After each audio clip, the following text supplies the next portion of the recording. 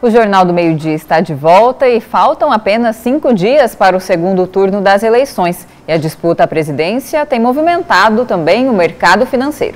E é para falar sobre esse e outros assuntos que está aqui ao vivo no estúdio do Jornal do Meio-Dia o economista Carlos Teobaldo, que é também conselheiro do Corecon, o Conselho Regional de Economia.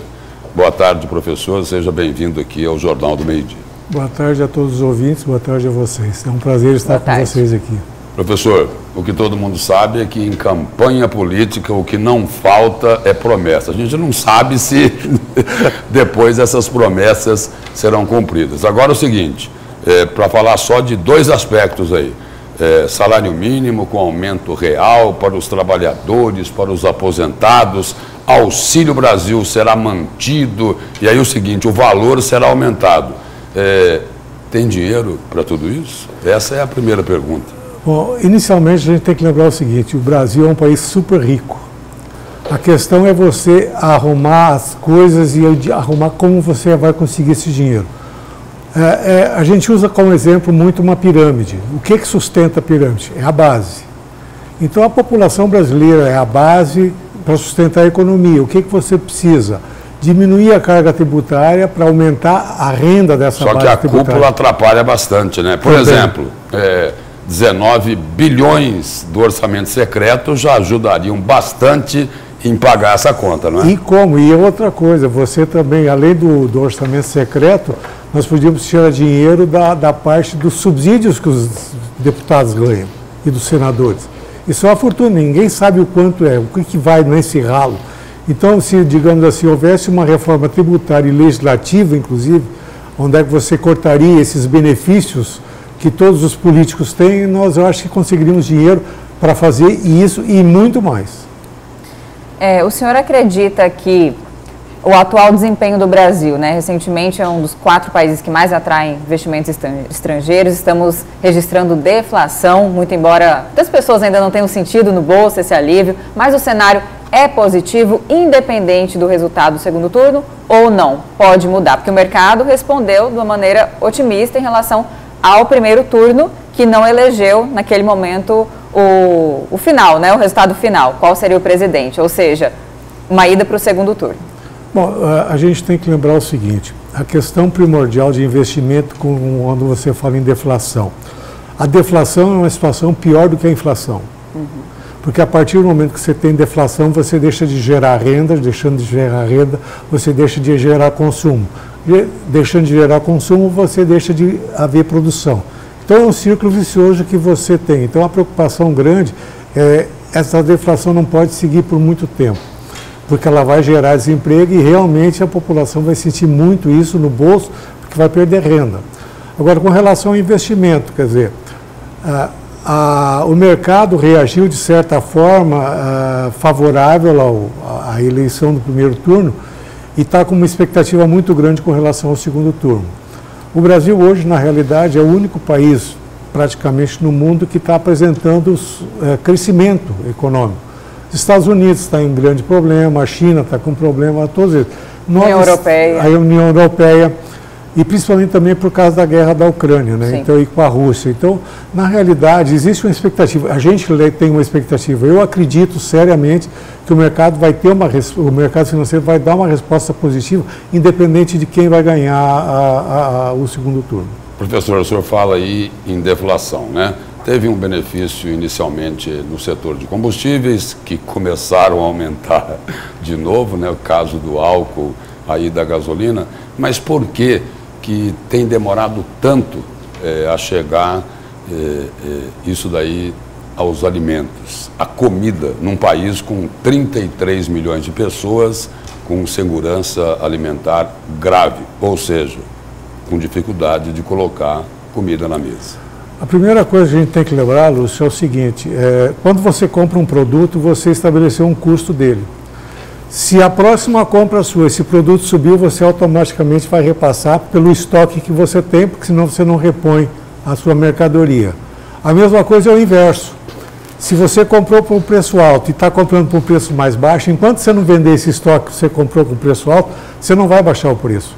Então, essa gangorra ela é complicada, ela demora, por exemplo, Quando o aumento vem imediato. Quando a redução, essa redução volta muito devagar e muitas vezes nem chega a voltar. E com relação a essa questão de fome, o que a gente se preocupa muito é em você realmente fazer uma reforma tributária e fiscal em que você consiga baixar os tributos na parte final do consumidor. Quer dizer, na realidade a gente tem que lembrar o seguinte, quem paga imposto nesse Brasil é o consumidor final, não é o empresário. O empresário repassa tudo que tem de imposto. Então, se ele diminuir a carga tributária... Quem paga imposto é o pobre e a classe média. O pobre é a classe média. O rico não paga imposto, né? Numa proporção menor, né? Porque eles bem menor, também pagam. mas é mínimo, né? Ele nem sente. Ele compra caviar a 100 ou a 300, para ele é a mesma coisa. Então, na realidade, a gente tem que lembrar o seguinte, a partir do momento que você cria uma reforma, faz efetivamente uma reforma tributária e você alivia a carga tributária das empresas, consequentemente isso vai baixar. A gente teve um exemplo claro aí, querendo ou não, no governo Bolsonaro, ele baixou 40 itens do IPI. E realmente você teve uma pequena, digamos assim, resultado na economia. Agora, combustível, Lúcio, é complicado, porque combustível é alimento internacional. O Brasil hoje não é autossuficiente na produção, tanto da gasolina como do óleo diesel. Nós estamos importando produto. Agora, o que vai se fazer? Acompanhar o mercado. Então, na realidade, essa tendência é desse jeito. E como o senhor avalia essa questão do salário mínimo, que muito tem se dito em específico para o ano que vem, o próximo governo, independente, né, de quem se eleja aí? Vai ocorrer? Primeiro, o governo disse que haveria uma indexação, depois disse que garantiu, né, atualmente que vai haver sim um aumento. O que é verdade nessa situação? Aí é que está, a bola de cristal é complicada de saber, né?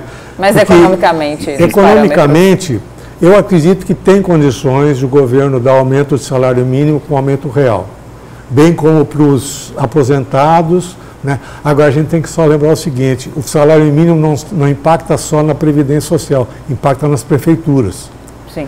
E a partir do momento que você aumenta o salário mínimo a nível nacional, as prefeituras vão ter uma sobrecarga que não tem de onde é que tirar, digamos, teoricamente, recursos para... Tudo está no orçamento previamente, né? E hoje na LOA e no orçamento para o ano que vem, as prefeituras não estão dando aumento real do salário. Quer dizer, é meio complicado isso. Você tem duas situações que você tem que chegar a um meio termo, né? Professor, pois não, pode concluir. Não, era isso mesmo.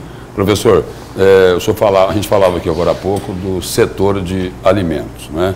Uma questão mais local. O que é que pode ser feito na avaliação do senhor aqui na economia de Mato Grosso para tentar melhorar pelo menos um pouco essa perversa distribuição de renda que existe para reduzir, né, a níveis mais aceitáveis esse abismo social que existe hoje aqui no estado, por dados oficiais aí, tem mais de 600 mil pessoas que têm dificuldade de colocar comida na mesa. É a fila do ossinho, né? A fila do ossinho. É só um exemplo, não é?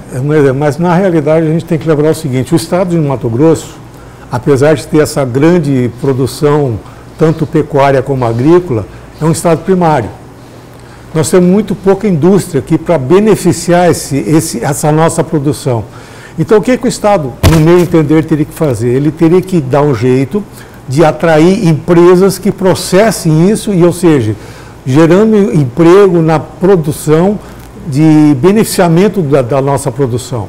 Quer dizer, em vez de nós exportarmos produtos primários, como a soja em bruto, a carne em bruto, vamos exportar esse produto já devidamente beneficiado. O próprio algodão, que o estado produz bastante. O milho hoje tem bastante, porque nós somos um bom produtor na área de suíno, que usa o milho, e também o etanol produzido do milho. Mas não é só isso, eu acho que a gente tem que, o estado tem que procurar caminhos de poder fazer com que a nossa produção seja toda ela industrializada no estado. E nós exportarmos a produção já final, para o consumidor final. Professor, muito obrigado pela presença e pelas informações aqui no Jornal do Meio-Dia. Eu que agradeço. Obrigada.